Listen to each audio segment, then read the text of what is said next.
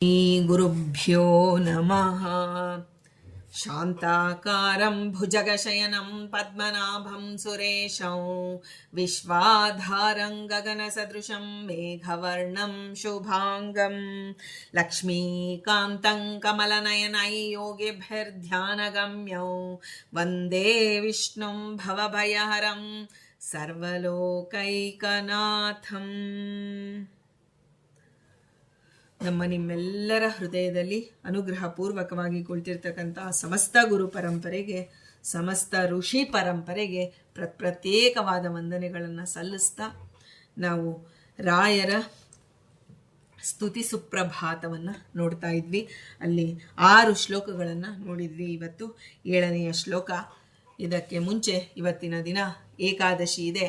ನಮ್ಮ ಏಕಾದಶ ಇಂದ್ರಿಯಗಳಿಂದಲೂ ಗುರುಗಳ ಸೇವೆಯನ್ನು ಮಾಡುವಂತಹ ಸೌಭಾಗ್ಯವನ್ನು ಕೊಡಿ ಅಂತ ಹೇಳಿ ಪ್ರಾರ್ಥನೆ ಮಾಡ್ತಾ ನಾವು ಭಗವಂತನ ಹರಿದಿನಗಳಲ್ಲಿ ಸುದರ್ಶನ ಚಕ್ರ ಇದೆ. ನಾವು ಹರಿದಿನಗಳಲ್ಲಾದರೂ ಪ್ರತಿನಿತ್ಯ ಬರೋದಿಲ್ಲ ನಮಗೆ, ಆದರೆ ಸುದರ್ಶನ ಮಹಾಜ್ವಾಲ ಕೋಟಿ ಸೂರ್ಯ ಸಮಪ್ರಭಾ ನಿರ್ವಿಘ್ನಂ ಕುರುಮೇ ದೇವ. ಸುದರ್ಶನ ಮಹಾಜ್ವಾಲ ಕೋಟಿ ಸೂರ್ಯ ಸಮಪ್ರಭಾ ಅಜ್ಞಾನಾಂಧಸ್ಯ ಮೇ ನಿತ್ಯಂ ವಿಷ್ಣೋರ್ಮಾರ್ಗಂ ಪ್ರದರ್ಶಯ. ನಮ್ಮ ಏಕಾದಶ ಇಂದ್ರಿಯಗಳಿಂದಲೂ ನಮಗೆ ಭಗವಂತನ ಒಂದು ಕುರಿತು ತಿಳುವಳಿಕೆಯನ್ನು ಕೊಡುವಂತೆ ನಾವು ಸುದರ್ಶನ ಚಕ್ರದಲ್ಲಿ ಪ್ರಾರ್ಥನೆ ಮಾಡೋಣ. ಅಂಬರೀಷ ಮಹಾರಾಜನ ಮನೆಯಲ್ಲಿ ಭಗವಂತ ಸುದರ್ಶನ ಚಕ್ರ ಇಟ್ಟಿದ್ದ ಅಂದರೆ ಪ್ರತಿಯೊಬ್ಬ ವೈಷ್ಣವರ ಮನೆಯಲ್ಲಿ ಭಗವಂತ ಆ ಸುದರ್ಶನ ಚಕ್ರ ಇವತ್ತು ಸನ್ನಿಹಿತವಾಗಿರುತ್ತೆ. ಆದರೆ ನಾವು ಅವರನ್ನು, ಈಗ ನಮ್ಮ ಮನೆಗೆ ದೊಡ್ಡವರು ಬಂದಾಗ ನಾವು ಅದು ಆದರ ಆತಿಥ್ಯವನ್ನು ಮಾಡಬೇಕು. ಆದರೆ ನಮಗೆ ಅವರು ಬಂದಿರೋದೇ ಗೊತ್ತಿಲ್ಲ, ಅವರು ಬಂದು ಹೀಗೆ ಹೋಗ್ತಾರೆ ಗುಪ್ತದಿಂದ ಅಂತಂದರೆ ನಮಗೆ ಬಂದಿರುವವರನ್ನೇ ಸರಿಯಾಗಿ ನಾವು ಆದರ ಆತಿಥ್ಯ ಮಾಡೋದಿಲ್ಲ. ಅಂಥದ್ದು ಗುಪ್ತವಾಗಿ ಬಂದು ನಿಂತಿದ್ದ ಆ ಸುದರ್ಶನ ಚಕ್ರವನ್ನು ನಾವು ಗಮನಿಸೋದೇ ಇಲ್ಲ. ಅದರಿಂದ ಪ್ರತಿ ಏಕಾದಶಿ ದಿನದಲ್ಲಾದರೂ, ಹರಿದಿನ 3 ದಿನದಲ್ಲಿ ದಶಮಿ, ಏಕಾದಶಿ, ದ್ವಾದಶಿ ಸುದರ್ಶನ ಚಕ್ರವನ್ನು ಪ್ರಾರ್ಥನೆ ಮಾಡಬೇಕು. ದುರ್ಗಾದೇವಿ ಎಲ್ಲರ ವೈಷ್ಣವರ ಮನೆಯಲ್ಲಿ ಯಾರು ವಿಷ್ಣು ಸರ್ವೋತ್ತಮತ್ವವನ್ನು ಪ್ರತಿಪಾದನೆ ಮಾಡ್ತಾರೋ ಅಂಥವರ ಮನೆಯಲ್ಲಿ ಸುದರ್ಶನ ಚಕ್ರ ಇವತ್ತು ಸನ್ನಿಧಾನಯುಕ್ತವಾಗಿ ಇರುತ್ತೆ ಅಂತ ಗುರುಗಳು ಹೇಳ್ತಾರೆ. ಅದರಿಂದ ನಾವು ಸುದರ್ಶನ ಚಕ್ರವನ್ನು ಪ್ರಾರ್ಥನೆ ಮಾಡಿ ವಿಷ್ಣೋರ್ಮಾರ್ಗಂ ಪ್ರದರ್ಶಯ. ಸ್ವಾಮಿ, ನನಗೆ ಏಕಾದಶ ಇಂದ್ರಿಯಗಳಲ್ಲೂ ನಾನು ವಿಷ್ಣುವಿನ ಮಾರ್ಗವನ್ನು, ಅಂದರೆ ಇರೋದೇ ಜೀವ ಜಡ ಪರಮಾತ್ಮ ಅಂದಮೇಲೆ ನಾವು ಜೀವರ ಬಗ್ಗೆ ಬಹಳ ರಿಸರ್ಚ್ ಮಾಡ್ತೇವೆ. ಜಡದ ಬಗ್ಗೆ ಅಂತೂ ವಿಜ್ಞಾನಿಗಳಾಗಿ ಜನ್ಮಗಳನ್ನು ಒಂದು ರಿಸರ್ಚ್ ಮಾಡೋಕ್ಕೆ ಬಿಡ್ತಾರೆ. ಆದರೆ ದೇವನ ಬಗ್ಗೆ ನಾವು ಆ ಒಂದು ದೇವನ ಬಗ್ಗೆ ತಿಳಿದಿರ್ತಕ್ಕಂಥ ಜ್ಞಾನಿಗಳ ಸೇವೆಯನ್ನಾದರೂ ನಾವು ಮಾಡೋಣ ಅಂತ ತಿಳಿದು ಇವತ್ತಿನ ದಿನ ಆ ಒಂದು ರಾಮದೇವರು ಆ ಗುರುರೂಪದಲ್ಲಿ ಹೇಗಿದ್ದಾರೆ ಅಂತನ್ನೋದನ್ನು ಗೂಢರು ಹೇಗೆ ಹೇಳ್ತಾರೆ ನೋಡೋಣ. ಗಾಂಭೀರ್ಯ ಧೈರ್ಯ ಶರಣಾಗತ ರಕ್ಷಣಾದ್ಯೈಃ ಸದ್ಧರ್ಮ ಸತ್ಯ ಗುರುವಾಕ್ ಪರಿಪಾಲನಾದ್ಯೈಃ ಸಲ್ಲೋಕರಂಜನ ವಿಮೋದನ ಪಾಲನಾದ್ಯೈಃ ಶ್ರೀರಾಘವೇಂದ್ರ ಕೃತಿ ಬೋಧಕ ಸುಪ್ರಭಾತಂ. ನಾನು ನಿನ್ನೆಯಿಂದ ಹೇಳ್ತಾ ಬಂದಿದ್ದೀನಿ, ಸುಪ್ರಭಾತ ಅಂದರೆ ಬೆಳಗಿನ ಜಾವ ಅರುಣೋದಯ ಕಾಲದಲ್ಲೇ ಹೇಳಬೇಕು ಅನ್ನುವ ಒಂದು ಮನಸ್ಥಿತಿ ಬೇಡ. ನಮಗೆ ಯಾವಾಗ ಜ್ಞಾನೋತ್ತರದಿ ಸಮರ್ಪಿಸಲು ಕೈಗೊಂಡು ಮನ್ನಿಸುವ ಅಂತ ಜಗನ್ನಾಥದಾಸರು ಹೇಳ್ತಾರೆ. ಜ್ಞಾನ ಬಂದ ಮೇಲೆ ಯಾವಾಗ ದೇವ ನಮಗೆ ಜ್ಞಾನ ಕೊಡ್ತಾನೋ ಆ ಕ್ಷಣ ನಮಗೆ ಪ್ರಭಾತ ಅಂತ ತಿಳಿಬೇಕು, ಸುಪ್ರಭಾತ ಅಂತ ನಾವು ತಿಳಿಬೇಕು. ಅಲ್ಲಿ ಗೂಢರು ಹೇಳ್ತಿದ್ದಾರೆ, ಗಾಂಭೀರ್ಯ ಧೈರ್ಯ ಶರಣಾಗತ ರಕ್ಷಣಾದ್ಯೈಹಿ. ಈಗ ರಾಮದೇವರು, ನಾವು ತ್ರೇತಾಯುಗದಲ್ಲಿ ಹೋಗಬೇಕಾಗಿತ್ತು ರಾಮನನ್ನು ನೋಡೋದಕ್ಕೆ, ಆದರೆ ತ್ರೇತೆಯಲ್ಲಿರುವ ರಾಮ ಕಲಿಯುಗದಲ್ಲಿ ನಮಗೆ ದರ್ಶನ ಕೊಡ್ತಾನೆ ಒಂದು ಅಧಿಷ್ಠಾನದಿಂದ, ಅಂದರೆ ಅದು ರಾಯರಾಗಿದ್ದಾರೆ. ಭಗವಂತ ಶ್ರೀರಾಮನಾಗಿ ವಾಸುದೇವ ರೂಪಿ ಭಗವಂತನೇ ಮೋಕ್ಷಪ್ರದನಾದ ವಾಸುದೇವ, ಅವನೇ ರಾಮನಾಗಿ ಬಂದದ್ದು. ಅವನು ತೋರಿದಂತಹ ಗಾಂಭೀರ್ಯ, ನಾವು ಹೇಳ್ತೀವಿ ಮರ್ಯಾದಾ ಪುರುಷೋತ್ತಮ ರಾಮ. ಗಾಂಭೀರ್ಯ ಹೇಗೆ ಭಗವಂತನ ಆ ಒಂದು ನಡೆಯನ್ನೇ ನೋಡ್ತಾ ಇದ್ರಂತೆ. ಅವನು ಹೇಗೆ ನಡೀತಾನೆ, ಪ್ರತಿಯೊಂದನ್ನು ಭಗವಂತ ಹೀಗೆ ಮನುಷ್ಯರು ತಮ್ಮ ಜೀವನವನ್ನು ರೂಪಿಸ್ಕೊಳ್ಬೇಕು ಅಂತ ಬಂದು ತೋರಿಸಿದಂತಹ ರೂಪ ರಾಮರೂಪ. ಧೈರ್ಯವೂ ಅಷ್ಟೇ, ಎಂತಹ ಒಂದು ಸ್ಥಿತಿಯಲ್ಲಿ ಭಗವಂತ ಎಂತಹ ನಿಮಗೆ ಕಷ್ಟದ ಪರಿಸ್ಥಿತಿ ಬಂದರೂ ಧೈರ್ಯಗೆಡಬೇಡಿ. ಯಾಕೆಂದರೆ ಮನಸ್ಸಿನಲ್ಲಿ ಧೈರ್ಯ ಬರೋದು ಯಾವಾಗ ಅಂತಂದರೆ ನಾವು ಜ್ಞಾನ ಇದ್ದಾಗಲೇ ನಮಗೆ ಧೈರ್ಯ ಬರೋದು. ಅಂದರೆ ನಮಗೆ ಇಲ್ಲಪ್ಪ ದೇವರು ಇದ್ದಾನೆ, ಗುರುಗಳು ಇದ್ದಾರೆ ನಮ್ಮ ರಕ್ಷಣೆಗೆ, ನನಗೆ ಎಂಥ ವಿಚಿತ್ರವಾದಂತಹ ದಾಟಕ್ಕೆ ಆಗೋದೇ ಇರ್ತಕ್ಕಂಥ ಪರಿಸ್ಥಿತಿ ಬಂದರೂ ಗುರುಗಳು ನನ್ನ ಜೊತೆ ಇದ್ದಾರೆ, ದೇವ ನನ್ನ ಜೊತೆ ಇದ್ದಾನೆ ಎನ್ನುವ ಆ ಜ್ಞಾನವನ್ನು ನಾವು ಸ್ಥಿರ ಮಾಡಿಕೊಂಡರೆ ನಮಗೇನನ್ಸುತ್ತೆ, ಈಗ ನಮಗೆ ಸಾವು ಅನ್ನೋದು ಬಹಳ ಭಯ ರೀ. ಎಲ್ಲರಿಗೂ ಆ ಸಾವು ಅಂತ ಯಾರಾದರೂ ಹೋದ್ರು ಅಂದರೆ ನಾವೇ ಇಲ್ಲಿ ನಡುಕ್ತಾ ಇರ್ತೀವಿ. ಅಂದರೆ ಆ ಸಾವು ಅನ್ನೋದು ಹೇಗಿರತ್ತೆ ಅನ್ನೋ ಅನುಭವ ನಮಗೆ ಮರೆತು ಹೋಗಿದೆ. ಬೇಕಾದಷ್ಟು ಸಲ ಸತ್ತಿದ್ದೀವಿ. ಆದರೆ ಸಾವು ಬಂದಾಗ ಯಾವ ರೀತಿಯ ಒಂದು ಪ್ರಸಂಗ ಇರುತ್ತೆ ಅದು ಶಾಸ್ತ್ರದಿಂದ ನಾವು ತಿಳಿದಿದ್ದೀವಿ ಹೊರತು ನಮಗೆ ಅದರ ಅನುಭವ ಮರೆತು ಹೋಗಿದೆ. ನಮಗೆ ಭಯ ಅಂದರೆ ಸಾವು. ಆ ಸಾವಿನ ಭಯವನ್ನು ನಾವು ಗೆಲ್ಲಬೇಕಾದರೆ ನಾವು ಗುರುಗಳಿದ್ದಾರೆ, ದೇವ ಇದ್ದಾನೆ, ನಮ್ಮನ್ನು ಇನ್ನೆಲ್ಲಿ ಕರ್ಕೊಂಡು ಹೋಗ್ತಾನೆ. ಯಾರೋ ಕರ್ಕೊಂಡು ಹೋದರೆ, ಕಳ್ಳರೋ ಕಾಕರೋ ಕರ್ಕೊಂಡು ಹೋದರೆ ಭಯ ಪಡಬೇಕು. ಆದರೆ ಕರೆದುಕೊಂಡು ಹೋಗ್ತಿರುವವನು ದೇವ ನಮ್ಮನ್ನು ಕರೆದುಕೊಂಡು ಹೋಗ್ತಿದ್ದಾನೆ ಅಂದರೆ ನಾವು ಯಾಕೆ ಈಗ ಗಂಡನ ಜೊತೆ ಮಗಳನ್ನ ಕಳಿಸ್ಕೊಳ್ಬೇಕಾದ್ರೆ ನಾವು ಎಷ್ಟು ಸುಲಲಿತವಾಗಿ ಕಳಿಸಿಕೊಟ್ರು, ಎಷ್ಟು ವರ್ಷಗಳು ಸಾಕಿರ್ತೀವಿ ನಮ್ಮ ಮಗಳನ್ನ. ಆದರೆ ನಾವು ಮದುವೆ ಮಾಡಿ ಗಂಡನ ಜೊತೆ ಕಳಿಸ್ಕೊಡ್ಬೇಕಾದ್ರೆ ಎಷ್ಟು ಒಂದು ನಿರಾಯಾಸದಿಂದ ಕಳಿಸಿಕೊಡ್ತೇವೋ ಹಾಗೆ ಭಗವಂತನ ಜೊತೆ ನಾವು ಹೊರಡುವಾಗ ಭಗವಂತ ಹರಿವಾಯುಗಳು ನಮ್ಮನ್ನ ಕರೆದುಕೊಂಡು ಹೋಗ್ತಿದ್ದಾರೆ ಅಂದಮೇಲೆ ನಮಗೆ ಯಾಕೆ ಭಯ? ಇದನ್ನ ನಾವು ಅಮ್ಮ ಮ್ಯೂಟ್ ಮಾಡ್ಕೋತೀರಾ? ಇದು ಯಾಕೆ ಭಯ ಅನ್ನೋದು ನಮ್ಮ ಮನಸ್ಸಿಗೆ ಬರುತ್ತೆ. ಅಂದ್ರೆ ಇದು ಹೇಳಿದಷ್ಟು ಸುಲಭ ಅಲ್ಲ. ಆ ಧೈರ್ಯ ಬರಬೇಕಾದ್ರೆ ಮನುಷ್ಯನಿಗೆ ಜ್ಞಾನ ಸ್ಥಿರವಾಗಬೇಕಾದ್ರೆ ಜ್ಞಾನಿಯ ಅನುಗ್ರಹ ನಮಗಾಗಬೇಕು. ಮೊದಲು ಗುರುಗಳ ಅನುಗ್ರಹ ಆಗಬೇಕು, ಅಂದ ಮೇಲೆ ಆ ಜ್ಞಾನ ಸ್ಥಿರವಾಗೋದು. ಹಾಗಾಗಿ ಆ ಧೈರ್ಯ ಅನ್ನೋದು ಅಂದರೆ ಸಾವಿನ ಬಗ್ಗೆ ಮೊದಲು ನಮಗೆ ಸಾವಿನ ಭಯ ಹೋಗಬೇಕು. ಆ ಸಾವಿನ ಭಯ ನಮಗೆ ಸಾಧನೆಗೆ ಕಾರಣವಾಗಬೇಕೇ ಹೊರತು ಸಾಧನೆಯಿಂದ ವಿಮುಖರಾಗುವಂತೆ. ಈಗ ಪರೀಕ್ಷಿತ್ ಮಹಾರಾಜನಿಗೆ ಹೇಳಿದ್ರು, ಇನ್ನು 7 ದಿನ ನೀನು ಬದುಕಿರೋದು ಅಂತ ಅಂದಾಗ ಅವನು ಧೈರ್ಯಗೆಡಲಿಲ್ಲ. ಯಾಕೆ? ಅವನ ಸುತ್ತಮುತ್ತ ಜ್ಞಾನಿಗಳ ವಲಯವೇ ಇತ್ತು, ಜೊತೆಗೆ ಅವನ ಒಳಗಡೆ ಭಗವಂತ ಅನುಗ್ರಹದಿಂದ ಧೈರ್ಯವನ್ನ, ಆ ಜ್ಞಾನದಿಂದ, ಅಪರೋಕ್ಷ ಜ್ಞಾನಿಯಾದ ಅವನು ಧೈರ್ಯದಿಂದ ಆ ಒಂದು ಪರಿಸ್ಥಿತಿಯನ್ನ ಎದುರಿಸಿದ್ದಾನೆ. ಹಾಗಾಗಿ ಮೊದಲಿಗೆ ನಾವು ನಮಗೆ ಒಂದು ವಯಸ್ಸಾಗ್ತಿದೆ ಅಂದಾಗ ನಮಗೆ ಭಯ ಅನ್ನೋದು ಸಹಜವಾಗಿ ಬರ್ತಾ ಇರುತ್ತೆ. ಅದರಿಂದ ಗಾಂಭೀರ್ಯ ಇರ್ಬೋದು, ಧೈರ್ಯ ಇರ್ಬೋದು. ನೋಡಿ, ಧೈರ್ಯ ಕೆಟ್ಟಾಗ್ಲೇ ನಮಗೆ ಗಾಂಭೀರ್ಯ ಹೋಗೋದು. ಧೈರ್ಯ ಅನ್ನೋದು ಧೈರ್ಯಂ ಸರ್ವತ್ರ ಸಾಧನಂ ಅಂತ ಹೇಳ್ತಾರೆ. ಹಾಗಾಗಿ ಧೈರ್ಯವನ್ನ ನಾವು ಜೀವನದಲ್ಲಿ ಅಳವಡಿಸ್ಕೊಳ್ಬೇಕಾದ್ರೆ ಜ್ಞಾನ ಬೇಕೇ ಬೇಕು. ಅದಕ್ಕೆ ಜ್ಞಾನಿಗಳ ಒಂದು ಅನುಗ್ರಹ ನಮಗೆ ಬೇಕಾಗಿದೆ. ಶರಣಾಗತ ವಾತ್ಸಲ್ಯ.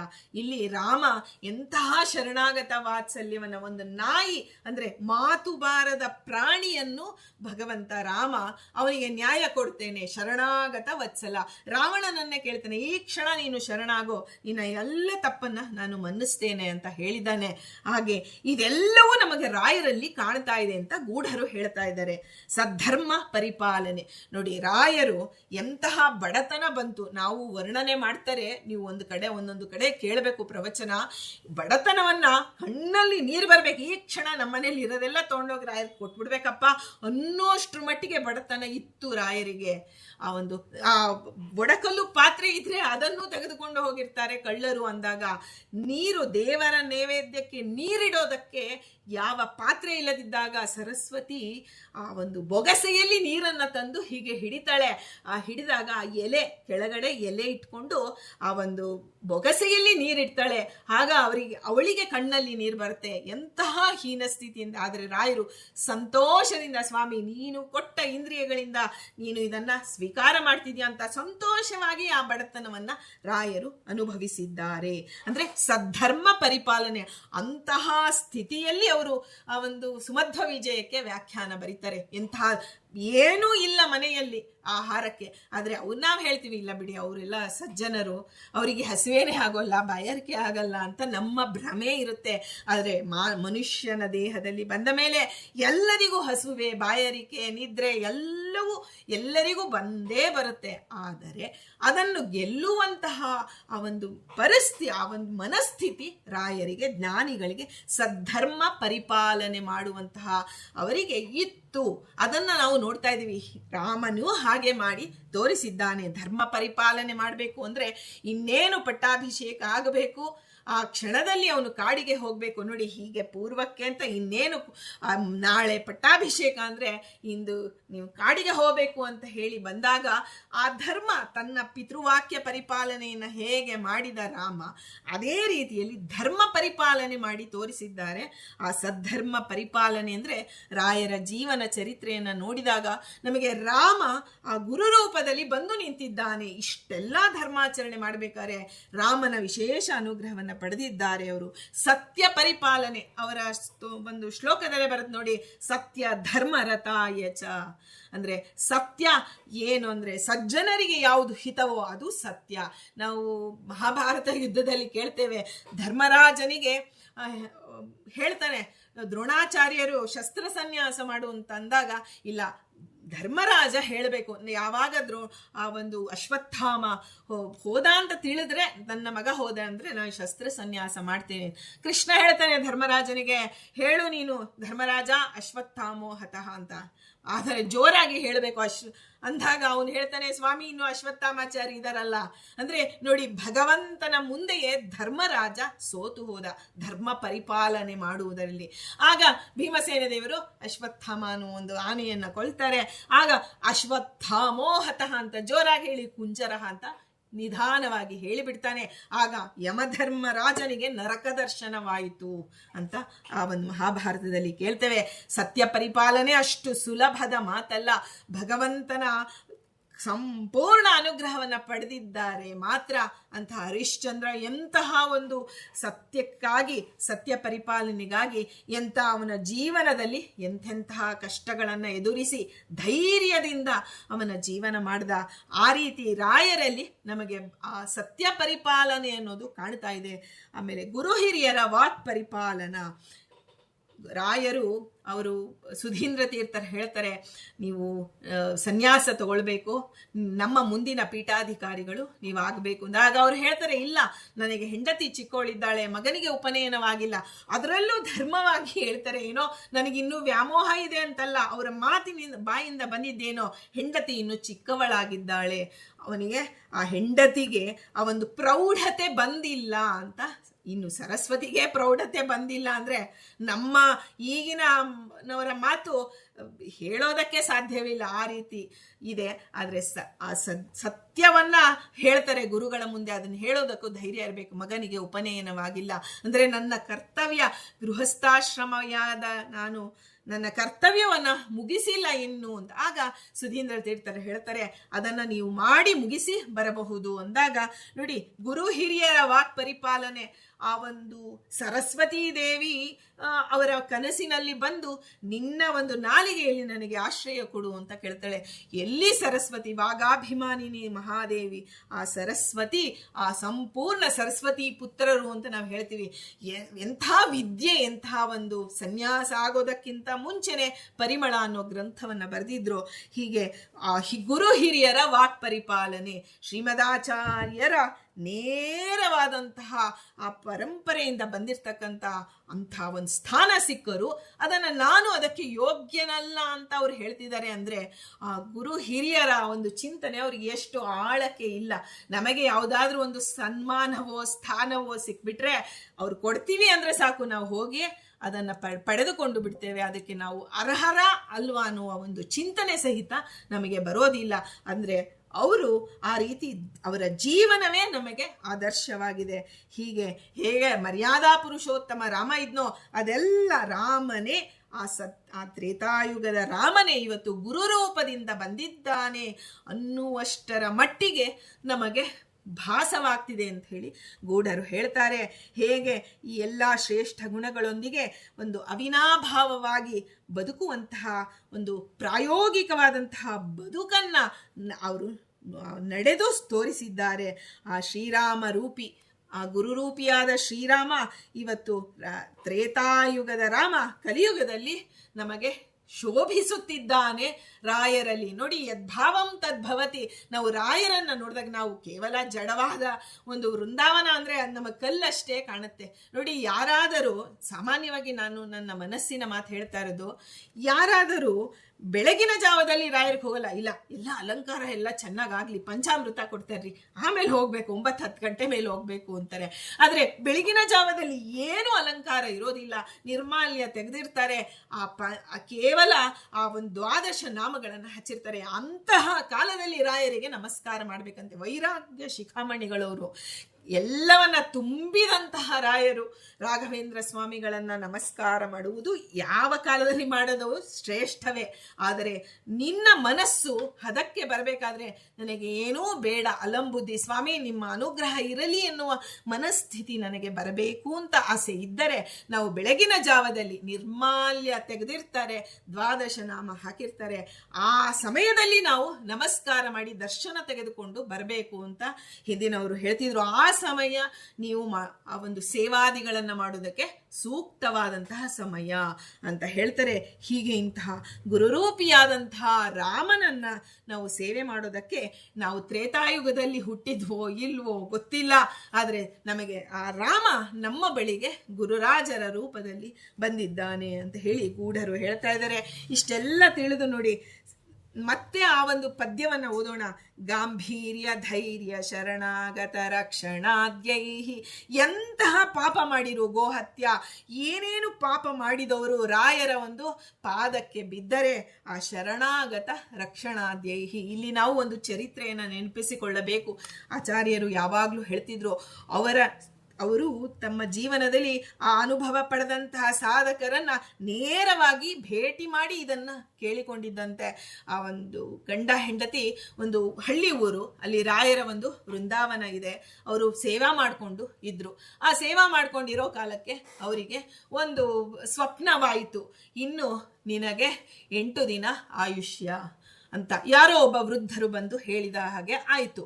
ಮೊದಲೇ ಒಂದು ಬ್ರಾಹ್ಮಣರಿಗೆ ಒಂದು ಯಾವ ರೀತಿಯಲ್ಲಿ ಇದನ್ನ ತಗೋಬೇಕು, ಈಗ ನಾವ್ಯಾರು ಪರೀಕ್ಷಿತ್ ಮಹಾರಾಜರಲ್ಲ, ನಮಗೆ ಬಾಯಲ್ಲಿ 1000 ಹೇಳ್ಬೋದು, ನಮಗೆ ಆ ಸ್ಥಿತಿ ಬಂದು ಯಾರಾದರೂ ನಮಗೆ ಬಂದು ಹೇಳಿದರೆ ನಮ್ಮ ಪರಿಸ್ಥಿತಿ ಏನು ಅನ್ನೋದು ನಮಗೆ ಗೊತ್ತು. ಹಾಗೆ ಆದಾಗ ಅವರಿಗೆ ಬಹಳ ಭಯವಾಗತ್ತೆ.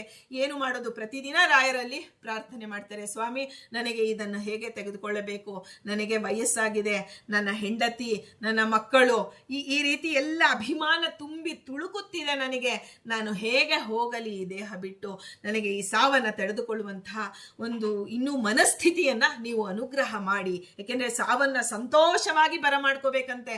ಅದು ನಮಗೆ ಆ ಒಂದು ಅವಭೃತ ಸ್ನಾನದಂತೆ. ನಮಗೆ ಹುಟ್ಟು ಗೊತ್ತಿಲ್ಲ, ಆದ್ರೆ ಸಾವು ಅನ್ನೋದು ನಮ್ಮ ಕಣ್ಣೆದುರಿಗೆ ದೇಹದಿಂದ ಎಳೆದುಕೊಂಡು ಹೋಗ್ತಾರಲ್ಲ, ಎಳೆದುಕೊಂಡು ಹೋಗಬಾರ್ದು. ಸ್ವಾಮಿ ನಾವೇ ಬರ್ತೇವೆ. ಅಗ್ರತೋ ನಾರಸಿಂಹಶ್ಚ ಪೃಷ್ಠತೋ ಗೋಪಿನಂದನ ಉಭಯೋಹೋ ಪಾರ್ಶ್ವಯೋಹೋ ಆಸ್ತಾಂ ಸಶರೌ ರಾಮ ಲಕ್ಷ್ಮಣೌ. ಎಲ್ಲರೂ ಇದ್ದಾರೆ, ರಾಮ ನನ್ನನ್ನು ಕರೆದುಕೊಂಡು ಹೋಗ್ತಿದ್ದಾನೆ, ನರಸಿಂಹದೇವರು ಇದ್ದಾರೆ, ನನಗೆ ತರ ಭಯ ಅನ್ನೋದು ಮನಸ್ಸಿಗೆ ಪದೇ ಪದೇ ಹೇಳ್ಕೊಳ್ತಾ ಇದ್ರು. ಯಾದವಾರ್ಯರನ್ನ ಸ್ಮರಣೆ ಮಾಡಿದ್ರು. ಆಮೇಲೆ 1 ದಿನ 5, 6 ದಿನ ಆಗೋಗಿದೆ, 8 ದಿನ ಅಂತ ಹೇಳಿದ್ರು. 6-7 ದಿನ ಭಯದಲ್ಲೇ ಕಳೆದಿದ್ದಾರೆ ಆಚಾರ್ಯರು. ಅದಾದ ಮೇಲೆ ಒಬ್ಬ ನಮ್ಮ ಆಚಾರ್ಯರ ಒಂದು ಪೂರ್ವಾಶ್ರಮ, ಅಂದ್ರೆ ಅವರ ಹಿಂದಿನವರು, ಅಂದ್ರೆ ಅವರ ಮಾವನ ಅವರ ಆ ಥರ ಯಾರೋ ದೊಡ್ಡವರು ಅವರ ಬಳಿ ಹೋಗಿದ್ದಾರೆ, ಅನಾಯಾಸವಾಗಿ ಅವ್ರು ಹೇಳಿಕೊಂಡಿದ್ದಾರೆ.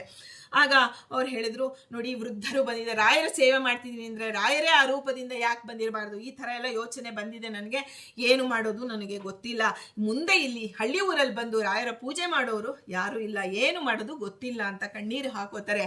ಆಗ ಅವ್ರು ಹೇಳ್ತಾರೆ, ಅಪ್ಪ ರಾಯರ ಮಾತು, ರಾಯರ ಮಾತೇ ಆಡಿದ್ರೆ ಅದಕ್ಕೆ 100 ಅರ್ಥಗಳಿದೆ, ನಾವು ನಮ್ಮ ಒಂದು ಅಷ್ಟು ರೀತಿಯಲ್ಲಿ ನೀವು ಭಯ ಪಡಬೇಕಾಗಿಲ್ಲ, ನಾನು ಧನ್ವಂತರಿಯ ಜಪ ಮಾಡ್ತೇನೆ, ಮೃತ್ಯುಂಜಯ ಜಪ ಮಾಡ್ತೇನೆ ಅಂತ ಹೇಳಿ ಅವರು ಇದ್ರು. 1 ದಿನ ತೀರ್ಥ ಪ್ರಸಾದ ಮಾಡಿಕೊಂಡು ಹೊರಟು ಬಿಟ್ಟಿದ್ದಾರೆ. 8ನೇ ದಿನ ಬಂದೇ ಬಿಟ್ಟಿದೆ ಅವರಿಗೆ. ದಿನ 8ನೇ ದಿನ ಅಂದ್ರು, ಬೆಳಗ್ಗೆನೋ ಮಧ್ಯಾಹ್ನನೋ ರಾತ್ರಿನೋ ಯಾವತ್ತೂ ಗೊತ್ತಿಲ್ವಲ್ಲ.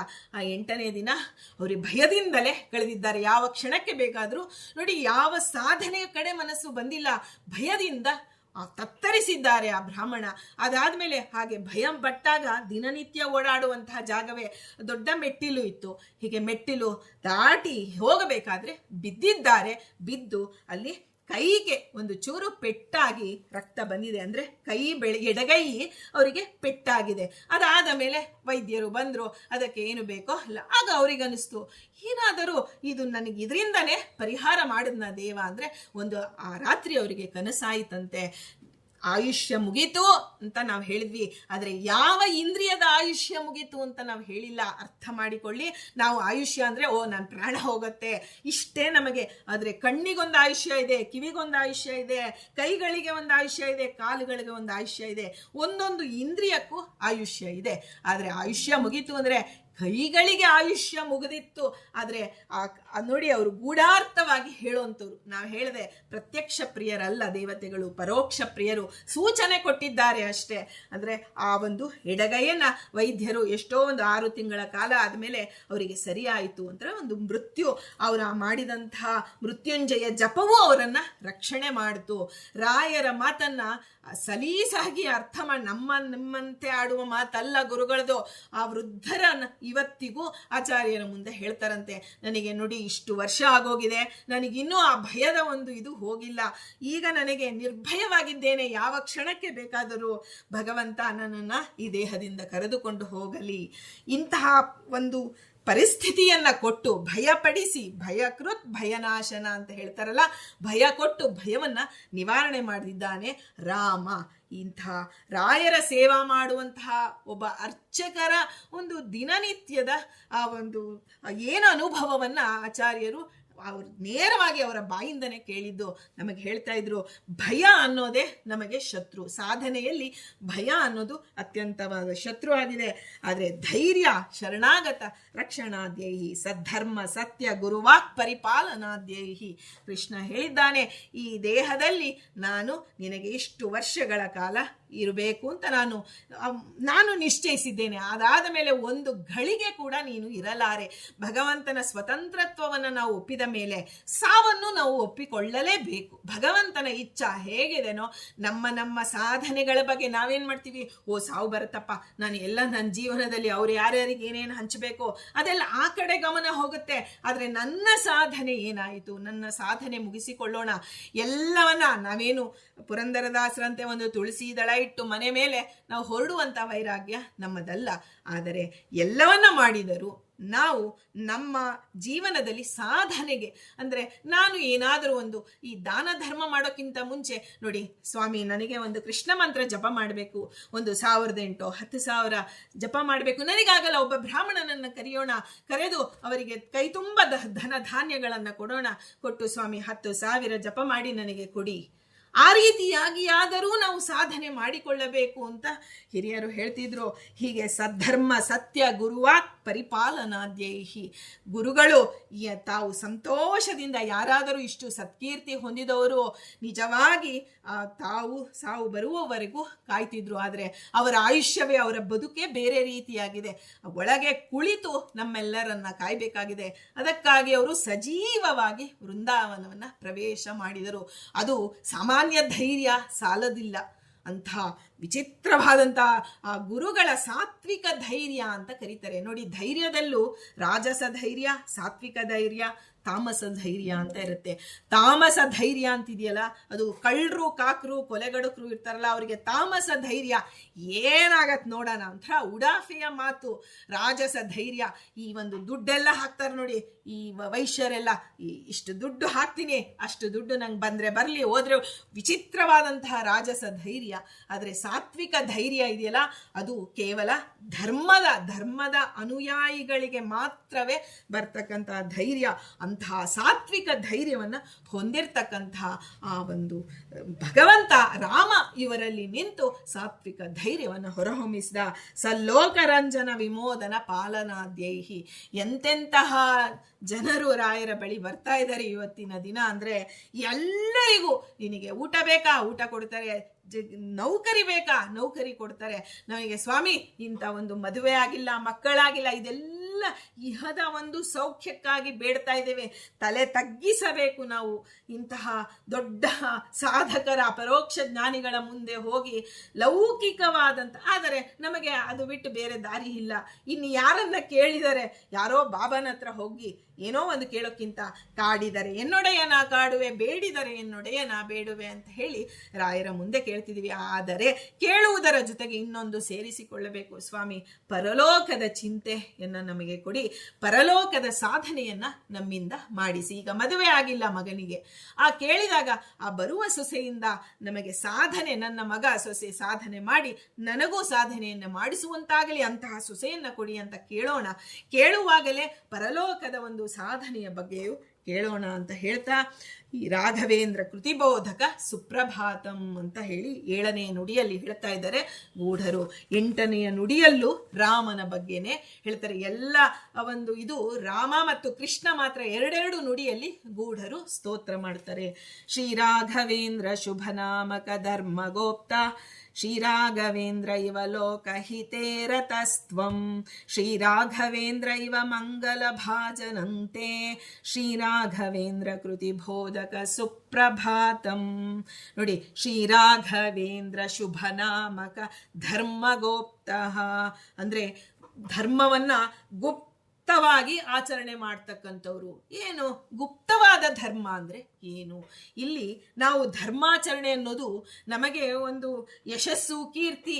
ನೋಡಿ, ನಾವಲ್ಲಿ ರಾಯರ ಕಟ್ಟೆ ಮುಂದೆ ತುಂಬ ಜನ ಬರುವಂತಹ ಜಾಗದಲ್ಲಿ ನಾನು ಕೂತು ಜಪ ಮಾಡ್ತೀನಿ. ನಾವು ಹೇಳ್ತೀವಿ ನೋಡಿ, ಆಚಾರು ಚೆನ್ನಾಗಿ ಜಪ ಮಾಡ್ತಾ ಇದ್ದಾರೆ. ಹಾಗಲ್ಲ, ಧರ್ಮವನ್ನ ಮಾಡುವಾಗ ಗುಪ್ತವಾಗಿ ಧರ್ಮವನ್ನ ಮಾಡಬೇಕು ಅಂತ ಹೇಳ್ತಾರೆ. ಹೇಗೆ ಗುಪ್ತವಾಗಿ ಮಾಡೋದು ಅಂದ್ರೆ, ಒಳಗಡೆ ಅನುಸಂಧಾನದಿಂದ, ಅಂದ್ರೆ ಕಾಯಕಕ್ಕಿನ್ನ ವಾಚನಕ್ಕಿನ್ನ ಮಾನಸಿಕವಾದ ಧರ್ಮ ಬಹಳ ಶ್ರೇಷ್ಠ.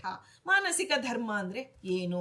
ಇಲ್ಲಿ ನಮಗೆ ಏನು ಒಂದೊಂದು ಉಸಿರಾಡ್ತೀವಲ್ಲ ನಾವು, ಏನು ಒಂದೊಂದು 21,600 ಹಂಸ ಮಂತ್ರ ಜಪವನ್ನ ಹೇಗೆ ಮುಖ್ಯಪ್ರಾಣ ದೇವರು ಯಾರಿಗೂ ತಿಳಿಯೋದಿಲ್ಲ. ನೋಡಿ, ಉಸಿರಾಡ್ತಾ ಇದ್ದೀವಿ, ಆದರೆ ನಮಗೆ ಅದು ಸಹಜ ಅನ್ನಿಸ್ಬಿಟ್ಟಿದೆ. ಅದು ಯಾರಿಗೂ ಅದರ ಮೇಲೆ ತುಂಬಾ ಗಮನ ಇಟ್ಟು ನೋಡಿದಾಗ ನಮಗೆ ಉಸಿರಾಟದ ಅನುಭವ ಆಗ್ತಾ ಇದೆ. ಆದರೆ ಹೇಗೆ ಅವರು ಉಸಿರಾಟವನ್ನ ತಮ್ಮ ಸಹಜ ಧರ್ಮವಾಗಿ ನಡೆಸ್ತಾ ಇದ್ದಾರೋ ಮುಖ್ಯಪ್ರಾಣ ದೇವರು, ಹಾಗೆ ನಾವು ಮಂತ್ರ ಜಪವನ್ನ ಆ ಒಂದು ನಮ್ಮ ಹಂಸ ಮಂತ್ರ ಜಪದ ಒಳಗೆ ಅಂತರ್ಭಾವಿತವಾಗಿ ನಾವು ಕೃಷ್ಣ ಮಂತ್ರ ಜಪವನ್ನ ಮಾಡಬೇಕು ಅಂತ ಹಿರಿಯರು ಹೇಳ್ತಾರೆ. ಅಂದ್ರೆ ಅಂತಹ ಅದನ್ನ ಮಾಡೋದಕ್ಕೆ ಒಂದು ನೀವು ಅಂತಹ ಧರ್ಮವನ್ನ ಆಚರಣೆ ಮಾಡ್ತಿದ್ದೀರಾ ಅಂತ ಹೇಳಿ ಗೂಢರು ರಾಯರಿಗೆ ನಮಸ್ಕಾರ ಮಾಡ್ತಾ ಇದ್ದಾರೆ. ಶ್ರೀ ರಾಘವೇಂದ್ರ ಇವ ಲೋಕಹಿತೇ ರತಸ್ತ್ವಂ, ಲೋಕಹಿತಕ್ಕಾಗಿ ರಾಯರು ಇವತ್ತು ಇಲ್ಲಿ ಕೂತಿದ್ದಾರೆ. ನೋಡಿ, ನಾವು ಅವರ ಬಳಿ ಹೋಗೋದಕ್ಕೆ ಆಗ್ತಾ ಇರಲಿಲ್ಲ. ಒಂದೇ ಒಂದು ಮಂತ್ರಾಲಯ ಇದ್ದು ಎಲ್ಲೂ ರಾಯರ ಮಠ ಇಲ್ಲ ಅಂದಿದ್ರೆ ಏನಾಗಬಹುದಿತ್ತು ಅಂತ ನಾವು ಯೋಚನೆ ಮಾಡೋಣ. ಮಂತ್ರಾಲಯ ಅನ್ನೋದು ಒಂದು ಸಣ್ಣ ಗ್ರಾಮವೇ ಇರ್ಬೋದು, ಆದರೆ ಇವತ್ತು ರಾಯರ ದರ್ಶನ ಮಾಡೋದಕ್ಕೆ ಮಂತ್ರಾಲಯದಿಂದ ಹಿಡಿದು ಬೆಂಗಳೂರವರೆಗೂ ಕ್ಯೂ ಇಟ್ಕೊಂಡ್ಬಿಡೋದು. ಅಂದ್ರೆ ಇವತ್ತು ನಾವು ರಾಯರ ದರ್ಶನ ಕ್ಯೂ ಅಂದ್ರೆ ಇನ್ನೊಂದು 10 ವರ್ಷ 20 ವರ್ಷ ಬರೀ ಕ್ಯೂನಲ್ಲೇ ಹೋಗ್ಬೇಕಾಗಿತ್ತು. ಎಲ್ಲರೂ ರಾಯರ ದರ್ಶನ ಮಾಡಬೇಕು ಮಂತ್ರ. ಅದಕ್ಕೆ ಭಗವಂತ ಯೋಚನೆ ಮಾಡ್ದ, ಎಲ್ಲ ಆ ಸೇತು ಹಿಮಾಚಲ ಪರ್ಯಂತ ರಾಯರನ್ನ ಕರೆದುಕೊಂಡು ಬಂದು ಬಿಟ್ಟಿದ್ದಾನೆ. ಸ್ವತಂತ್ರನಾದ ಭಗವಂತ ಕರೆದುಕೊಂಡು ಬಂದಿರೋದು ರಾಯರನ್ನ. ಕೇವಲ ಕರೆದುಕೊಂಡು ಬಂದು ಇರೋದಷ್ಟೇ ಅಲ್ಲ, ನಮ್ಮಿಂದ ಸೇವೆ ತೆಗೆದುಕೊಂಡು ನಮ್ಮ ಒಂದು ಸಾಧನೆಯ ಜೀವಕ್ಕೆ ಆ ಒಂದು ಪ್ರಾಣದಂತೆ ಭಗವಂತ ಗುರುಗಳನ್ನ ಇಟ್ಟಿದ್ದಾನೆ ಅಂತ ಗೂಢರು ಹೇಳ್ತಾ ಇದ್ದಾರೆ. ಲೋಕಹಿತೇ ರತಸ್ತ್ವಂ, ಲೋಕಹಿತಕ್ಕಾಗಿ ಅಂದ್ರೆ ಲೋಕಪ್ರಿಯ ಅಂತ ಹೇಳಿಲ್ಲ, ಪ್ರಿಯ ಬೇರೆ ಹಿತ ಬೇರೆ. ಒಬ್ಬ ಶುಗರ್ ಇರೋಂಥವನಿಗೆ ಆ ಸಿಹಿ ತಿನ್ನೋದು ಪ್ರಿಯವಾಗಿರ್ಬೋದು, ಆದರೆ ಹಿತವಾಗಿಲ್ಲ. ಹಿತ ಅನ್ನೋದು ಒಬ್ಬ ರೋಗಿಗೆ ಅವನು ಅನ್ನ ಗಂಜಿ ತಿನ್ನುವಂಥದ್ದೇ ಅವನಿಗೆ ಹಿತ. ಅದು ಬೇರೆ ಯಾವ ಆಹಾರವು ಅವನಿಗೆ ಹಿತವಾದದಲ್ಲ. ಏನಾದರೂ ತಿಂದರೆ ಬಾಯಿ ಚಪಲದಿಂದ ರೋಗ ಉಲ್ಬಣಗೊಳ್ಳುತ್ತೆ. ಹಾಗೆ ಲೋಕಹಿತೇ ರತಸ್ವಂ, ಲೋಕಹಿತಕ್ಕಾಗಿ ಗುರುಗಳು ಯಾಕಿದ್ದಾರೆ ಅಂದ್ರೆ ಲೋಕಹಿತವನ್ನ ಉಂಟು ಮಾಡಬೇಕು ನಮಗಾಗಿ. ಲೋಕ ಅಂದ್ರೆ ದೇಹ ಶರೀರ ಅಂತನೂ ಅರ್ಥ ಇದೆ. ನಮ್ಮ ಶರೀರವನ್ನ ಹಿತ, ಲೋಕ ಹಿತ ಅಂದ್ರೆ ಈ ಶರೀರದ ಹಿತ ನಮಗೆ ಉಂಟಾಗಬೇಕು ಅಂತ ಹೇಳಿ ನಮ್ಮ ಸೇವೆಯನ್ನ ತೆಗೆದುಕೊಳ್ಳುತ್ತಿದ್ದಾರೆ. ಇಲ್ದಿದ್ರೆ ಅವರೆಲ್ಲಿ, ನಾವೆಲ್ಲಿ? ತ್ರಿಕರಣ ಶುದ್ಧಿಗಳು ಅವರು, ಆದರೆ ತ್ರಿಕರಣದಿಂದಲೂ ಅಶುದ್ಧರು ನಾವು. ಇಂಥ ನಮ್ಮಿಂದ ಅವರು ಸೇವೆ ತೆಗೆದುಕೊಳ್ಳಬೇಕಾದ್ರೆ ಅದು ಕೇವಲ ಭಗವಂತನ ಇಚ್ಛಾ ಇದೆ, ಅದಕ್ಕಾಗಿ ತೆಗೆದುಕೊಳ್ತಾ ಇದ್ದಾರೆ. ಶ್ರೀ ರಾಘವೇಂದ್ರ ಇವ ಮಂಗಲ ಭಾಜನಂತೆ. ಇವತ್ತು ಏನೇನು ಮಂಗಲ ಕಾರ್ಯಗಳು ನಮ್ಮಿಂದ ನಡೀತಿದೆ. ನಾವು ಮಂಗಳ ಅಂದ್ರೆ ನಾವು ಗೊತ್ತಿದೆ, ಹರಿಕಥಾಮೃತ ಸಾರದಲ್ಲಿ ಹೇಳ್ತಾರೆ ತತ್ವಜ್ಞಾನವೇ ಜೀವಿಗೆ ಮಂಗಳ. ಹಾಗೆ ಅಂತಹ ಮಂಗಲ ಭಾಜನಂತೆ ಗುರು ಶಿಷ್ಯರು ಒಟ್ಟುಗೂಡ್ಬೇಕಾದ್ರೆ ಈಗ ಆಚಾರ್ಯರು ಹೇಳ್ತಾರೆ, ನಮ್ಮ ಮನೆಯಲ್ಲಿ ಅನುಕೂಲ ಇಲ್ಲ, ಎಲ್ಲ ರಾಯರ ಮಠಕ್ಕೆ ಬಂದ್ಬಿಡಿ, ಅಲ್ಲೇ ಪ್ರವಚನ ಹೇಳಿಸ್ಬಿಡಿ. ಈ ಕಡೆ ಗುರುಗಳು ಬರ್ತಾರೆ, ಈ ಕಡೆ ಶಿಷ್ಯರು ಬರ್ತಾರೆ. ರಾಯರ ಮಧ್ಯಸ್ಥಿಕೆಯಲ್ಲಿ ನಾವು ಜ್ಞಾನವನ್ನ ಅವರು ಅದಕ್ಕೆ ರಾಯರ ಮಠದಲ್ಲಿ ಹೇಳ್ಬೇಕಾದ್ರೆ ಆಚಾರ್ಯರು ಹೇಳ್ತಿದ್ರು, ಮನೆಯಲ್ಲಿ ಹಾಗೂ ಹೀಗೂ ಹೇಳ್ಬೋದು, ರಾಯರ ಮುಂದೆ ಹೇಳ್ಬೇಕಾದ್ರೆ ಬಹಳ ಎಚ್ಚರಿಕೆಯಿಂದ ನಾನು ಹೇಳಬೇಕು. ನನ್ನ ನಾಲಿಗೆ ಏನು ತಪ್ಪು ಆಡ್ತು ಅಂದ್ರೆ ಅದಕ್ಕೆ ಭಯಂಕರ ಶಿಕ್ಷೆ ಇದೆ ನಮಗೆ, ಎಲ್ಲಿ ನರಕದಲ್ಲಿ. ಯಾಕೆಂದ್ರೆ ದೊಡ್ಡವರ ಮುಂದೆ ಸುಳ್ಳಾಡಬಾರದು. ಏನೋ ನಮಗೆ ತಿಳಿದಿದ್ದೆ ಅಂತ ಅಂದ್ಬಿಟ್ಟು ಲೋಕ ರಂಜನೆಗೋಸ್ಕರ ಪ್ರವಚನ ಅಲ್ಲ. ನಮಗೆ ಗುರುಗಳು ಇದ್ದಾರೆ, ಗುರುಗಳ ಮುಂದೆ ನಾನು ಈ ಜೀವರಿಗೆ ಪ್ರಾಮಾಣಿಕವಾಗಿ ಹೇಳಬೇಕು, ಹೆಚ್ಚಿನ ಪ್ರಾಮಾಣಿಕತೆ ಬೇಕು ರಾಯರ ಮುಂದೆ ಹೇಳೋದಕ್ಕೆ ಅಂತ ಹೇಳ್ತಾ ಇದ್ರು. ಹಾಗೆ ಮಂಗಲ ಭಾಜನಂತೆ ಗುರುಗಳು ಶಿಷ್ಯರನ್ನ ಒಂದುಗೂಡಿಸೋದಕ್ಕಾಗಿ, ಅಂದ್ರೆ ಯಾರು ಗುರುಗಳು ಯಾರು ಶಿಷ್ಯರು ಅಂದ್ರೆ ಯಾರಿಗೆ ಆ ಒಂದು ಜ್ಞಾನದ ಜಿಜ್ಞಾಸುತ್ವ ಇದೆಯೋ ಅವರು ಶಿಷ್ಯರು, ಯಾರಿಗೆ ಜ್ಞಾನವನ್ನ ಉಪದೇಶ ಮಾಡುವಂತ ಅರ್ಹತೆ ಇದೆಯೋ ಅವರು ಗುರುಗಳು. ಹೀಗೆ ಶ್ರೀ ರಾಘವೇಂದ್ರ ಕೃತಿ ಬೋಧಕ ಸುಪ್ರಭಾತಂ. ರಾಯರಲ್ಲಿ ಸಂಪೂರ್ಣ ರಾಮ ಬಂದು ನಿಂತು ಬಿಟ್ಟಿದ್ದಾನೆ. ನಾವು ದಿನ ಹೇಳ್ತೇವೆ ನೋಡಿ, ಪೂರ್ಣ ಕಾಮಃ ಪೂರ್ವಭಾಷಿ. ಇದೆಲ್ಲ ದೇವನ ಗುಣ. ಪೂರ್ವಭಾಷಿ ಅನ್ನೋದು ಒಂದು ಗುಣ.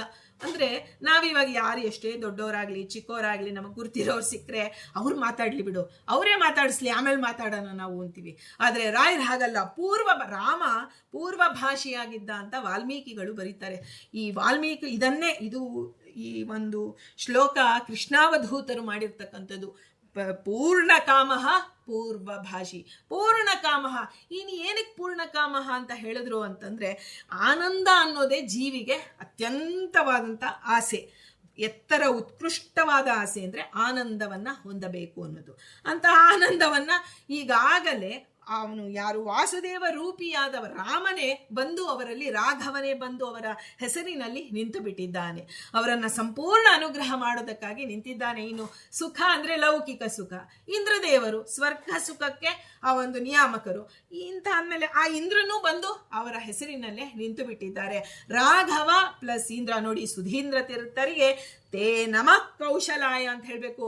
ಅಲ್ಲಿ ಆ ಒಂದು ಎಳ್ಳಿನ ದರ್ಭೆಯ ಮೊನೆಯಷ್ಟು ಅವರ ಒಂದು ಸುಧೀಂದ್ರ ತೀರ್ಥರ ಒಂದು ಶ್ಲೋಕವನ್ನ ಪ್ರತಿದಿನ ನಾವು ಹೇಳ್ತೀವಿ. ಆದ್ರೆ ಆ ಒಂದು ರಾಯರ ಹೆಸರನ್ನ ಅವರು ಕೊಡ್ಬೇಕಾದ್ರೆ ಇನ್ನೆಂತ ಕುಶಾಗ್ರಮತಯೇ ಅಂತ ಹೇಳ್ತಾರೆ. ಕುಶ ಅಂದ್ರೆ ದರ್ಭೆ. ಆ ದರ್ಭೆಯ ಚೂಪು ಹೇಗಿದೆಯೋ ಅಂತಹ ಮತಿ ಉಳ್ಳವರು ಸುಧೀಂದ್ರ ತೀರ್ಥರು. ರಾಯರಲ್ಲಿ ಯಾರು ಇದ್ದಾರೆ ಅಂತ ತಿಳಿದು ಅವರಿಗೆ ಆ ಹೆಸರನ್ನ ಕೊಟ್ಟಂತವರು. ಇಂಥ ಒಂದು ರಾಮನ ಕೃತಿ ಬೋಧನೆಗಳನ್ನ ನಮಗೆ ತಿಳಿಸ್ತಕ್ಕಂತಹ ನಿನಗೆ ಸುಪ್ರಭಾತ, ಪ್ರಭಾತ ಅಲ್ಲ ಸುಪ್ರಭಾತ, ಜ್ಞಾನವನ್ನ ನಮಗೆ ಅನುಗ್ರಹಿಸಿರಿ. ಜ್ಞಾನ ಮರೀಚಿಮಾನಿಯಾದಂತಹ ವೇದವ್ಯಾಸರ ಅನುಗ್ರಹವನ್ನ ಕೊಡಿ ಅಂತ ಪ್ರಾರ್ಥನೆ ಮಾಡ್ತಿದ್ದಾರೆ ಗೂಢರು. ಹೀಗೆ ಈಗ ಕೃಷ್ಣನ ಒಂದು ಇದರಲ್ಲಿ ಅದು ತುಂಬ ಚೆನ್ನಾಗಿರುವಂತಹ ಆ ಒಂದು ಕೃಷ್ಣನ ಇದು ಗೂಢರು ಹೇಳ್ತಾ ಇದ್ದಾರೆ.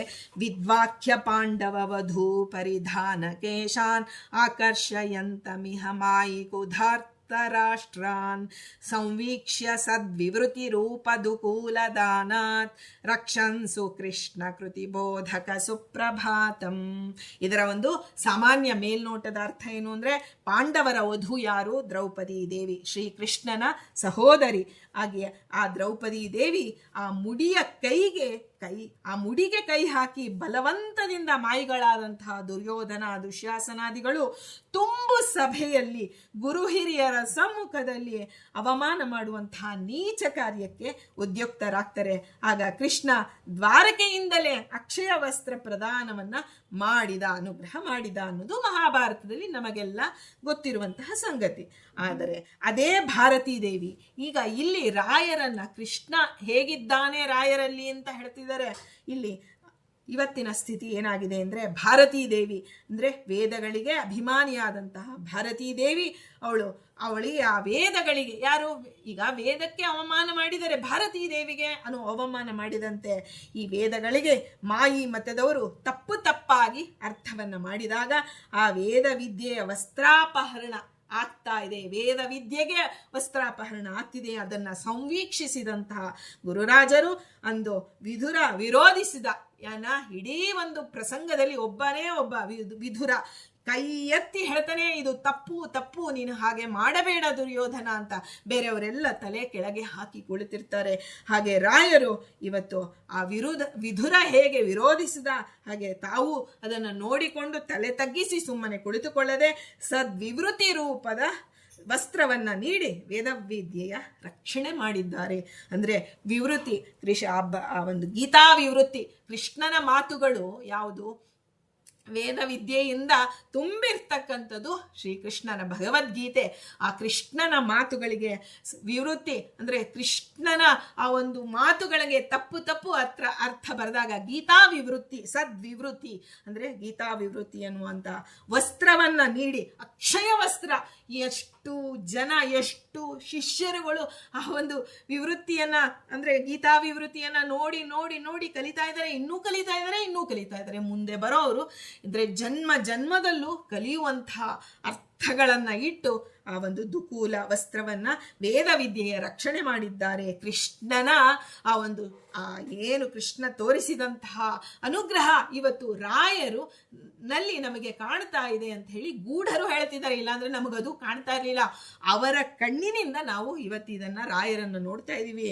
ವೃಂದಾವನಕ್ಕೆ ಬಂದಂತಹ ಎಲ್ಲ ಆ ಬೃಂದಾವನ ಅಂದರೆ ದುಷ್ಟರು ಎಲ್ಲ ಕೃಷ್ಣನನ್ನ ಸಂಹಾರ ಮಾಡಬೇಕು ಅಂತ ಹೇಳಿ ಬಂದ ಕೃಷ್ಣ ಹಾಗೂ ಅಗ್ನಿದೇವರ ಪುತ್ರ ಅಂತ ವಾಯುದೇವರ ಶಿಷ್ಯರಾದಂತಹ ಗೋಪಿಕಾಸ್ತ್ರೀಯರ ನಿಜೇಷ್ಟವನ್ನ ಪೂರ್ಣಗೊಳಿಸಿದ.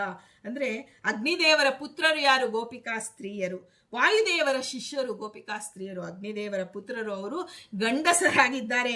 ಅವರು ಭಗವಂತನ ಅಂಗಸಂಗವನ್ನು ಬಯಸಿ ಗೋಪಿಕಾಸ್ತ್ರೀಯರಾಗಿದ್ದು ಅವರ ಇಚ್ಛೆಗಳನ್ನು ಪೂರ್ಣಗೊಳಿಸಿದಂತೆ ಭಗವದ್ಗೀತಾದ ಒಂದು ಸುತತ್ವಗಳ ವಿವರಗಳನ್ನು ಗೋಪರಿಗೆ ಅಂದರೆ ಗೋಪ ಅಂದರೆ ಗೋ ಅಂದರೆ ವೇದವಿದ್ಯೆ, ಅದನ್ನಪ್ಪ ಅಂದರೆ ಪಾಲನೆ ಮಾಡುವವರು ಯಾರು? ಬ್ರಾಹ್ಮಣರು. ಅವರಿಗೆ ಗೀತಾ ವಿವೃತ್ತಿಯ ಮೂಲಕ ಶಾಶ್ವತವಾಗಿ ಒಂದು ಸುಭೋಜನವನ್ನು ಉಣಿಸಿದ್ದಾರೆ.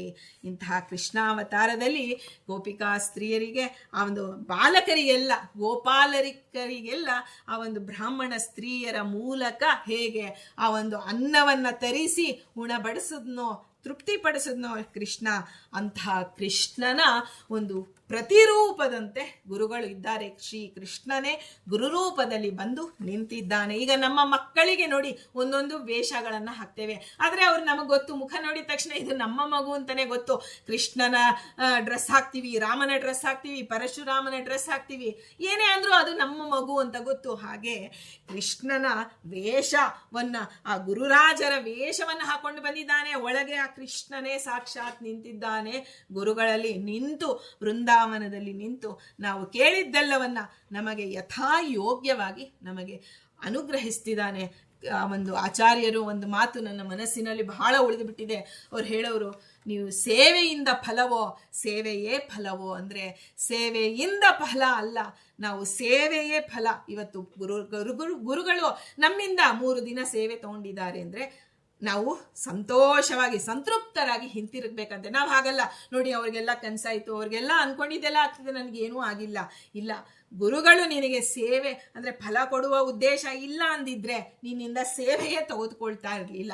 ಸೇವೆ ತೆಗೆದುಕೊಂಡಿದ್ದಾರೆ. ಸೇವೆ ಯಾವುದೇ ರೀತಿಯ ವಿಘ್ನ ಇಲ್ಲದೆ ಪರಿಪೂರ್ಣವಾಯಿತು ನಿನ್ನ ಸೇವೆ ಅಂದರೆ ನಿನಗೆ ಇವತ್ತಲ್ಲ ನಾಳೆ ಬಂದೇ ಬರುತ್ತೆ ಆ ಫಲ ಅಂತ ನಾವು ತಿಳಿಬೇಕು. ನಮಗೆ ಹಾಗಲ್ಲ, ಸೇವೆಯಿಂದ ಫಲ. ನಾನಿಷ್ಟು ವ್ಯವಹಾರದಂತೆ ಮಾಡ್ತಾ ಇದ್ದೀವಿ, ನಾವಿಷ್ಟು ಮಾಡ್ತೀವಿ, ಪಂಚಾಮೃತ ಮಾಡಿಸ್ತೀವಿ, ನೀವು ನಮಗೆ ಇದನ್ನು ಕೊಡಿ. ವ್ಯವಹಾರ ಅಲ್ಲ. ಪ್ರಹ್ಲಾದರಾಜರು ಹೇಳಿಬಿಟ್ರು, ವ್ಯವಹಾರದ ಭಕ್ತಿ ನನ್ನದಲ್ಲ ಸ್ವಾಮಿ ಅಂತ. ಅಂದ ಮೇಲೆ ಅಂಥವರನ್ನು ನಾವು ಭಕ್ತಿ ಮಾಡ್ಬೇಕಾದ್ರೆ ವ್ಯವಹಾರದಿಂದ ಮಾಡೋಕ್ಕೆ ಹೋಗಬಾರ್ದು.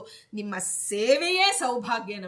ನಮಗೆ ಇವತ್ತು ನಿಮ್ಮ ಸೇವೆ ಸಿಕ್ಕಿದೆ ಅಂದರೆ ಅದು ಇವತ್ತಲ್ಲ ಇವತ್ತಲ್ಲ ನಾಳೆ ನಮಗೆ ಅದು ಫಲ ಕೊಡುತ್ತೆ ಅನ್ನುವ ನಂಬಿಕೆ, ಸಾತ್ವಿಕ ಧೈರ್ಯ ನಮ್ಮಲ್ಲಿ ಗುರುಗಳು ಕೊಡಲಿ ಅಂತ ಹೇಳ್ತಾ, ಇನ್ನು ಒಂದು 4 ಶ್ಲೋಕ ಇದೆ, ಅದನ್ನು ನಾಳೆ ಅದನ್ನು ನೋಡಿ ಆ ಗುರುಗಳಲ್ಲಿ ಇದನ್ನು ಸಮರ್ಪಣೆ ಮಾಡೋಣ. ಈ ಒಂದು ಕೃಷ್ಣ, ರಾಮ, ಕೃಷ್ಣರು ಸೌಮ್ಯ ರೂಪಗಳು.